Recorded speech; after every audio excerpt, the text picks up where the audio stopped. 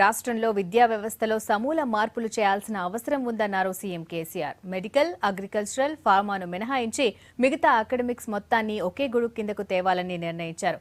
ఇందుకు కావాల్సిన ప్రతిపాదనలు సిద్ధం చేయాలని, అవి కూడా వచ్చే విద్యా సంవత్సరం మొదలయ్యేలోపే అమలయ్యేలా ఉండాలని సూచించారు.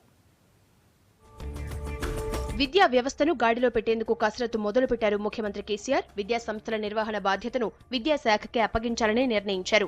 బడ్జెట్ రూపకల్పన సందర్భంగా వివిధ శాఖలపై అధ్యయనం చేస్తున్న ప్రభుత్వం అందులో భాగంగా విద్యాశాఖ పనితీరుపైన దృష్టి పెట్టింది. విద్యా వ్యవస్థపై సచివాలయంలో సమీక్ష చేశారు సీఎం కేసీఆర్. ప్రస్తుతం పాఠశాలలు, కళాశాలలు, వృత్తి విద్యా సంస్థలు, స్టడీ సర్కిళ్లు ఇలా వేర్వేరు విద్యా సంస్థలు వేర్వేరు శాఖల నిర్వహణలో ఉన్నాయి. ఇకపై అన్నింటినీ ఒకే వింగ్లోకి తేవాలన్నది సీఎం నిర్ణయం.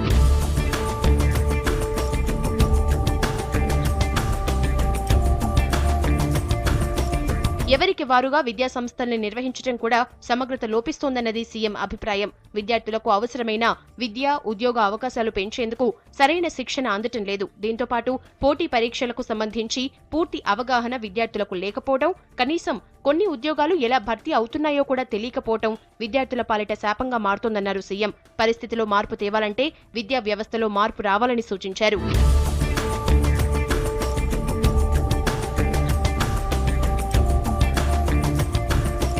ఇక మోడల్ స్కూళ్ల సంగతి కూడా సమీక్షలో చర్చకొచ్చింది. ప్రహసనంగా మారిన మోడల్ స్కూళ్ల సంగతి కూడా ఏదో ఒకటి తేల్చాలని ముఖ్యమంత్రి భావిస్తున్నారు. అన్ని రకాల విద్యా సంస్థలను విద్యాశాఖ పరిధిలోకి తెచ్చే విషయంలో సమగ్ర అధ్యయనం చేసి కొత్త విద్యా విధానం రూపొందించాలని ముఖ్యమంత్రి కె చంద్రశేఖరరావు, ఉప ముఖ్యమంత్రి కడియం శ్రీహరి, ప్రభుత్వ ప్రధాన కార్యదర్శి రాజీవ్ శర్మలను ఆదేశించారు.